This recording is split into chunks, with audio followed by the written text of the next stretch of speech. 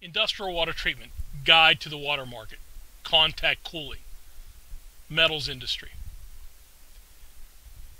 In the metal industry, water is often used to cool the process, but to also cool the metal itself. Water is sprayed onto the metal, which begins the process of cooling the metal, creating a shell so that the metal will eventually cool to a hard material.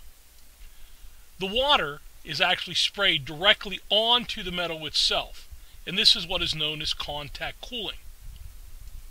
This contact cooling, once the water passes and comes in contact with the metal, will pick up things like dirt, scale, or oil.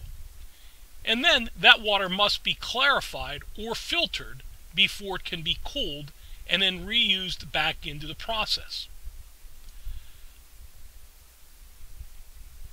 We use things like clarifiers or filtration to remove these solids, and also use a cooling tower which used to cool the water. And this begins a continuous cycle and is known as contact cooling, where the water actually comes in contact with the product itself. Makeup is needed to replenish any water that's lost through leaks or through evaporation, and blowdown is needed as the water becomes very contaminated and our products cannot continue to keep scale or deposits or biological actions from occurring. So we periodically need to blow down to remove these dissolved materials.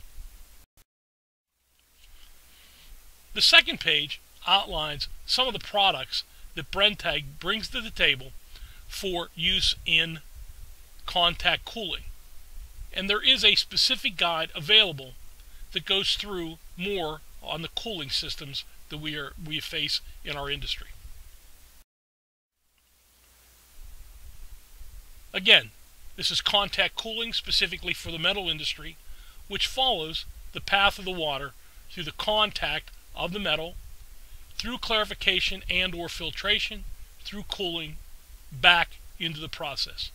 Contact cooling because the water comes in contact with the product. Thank you.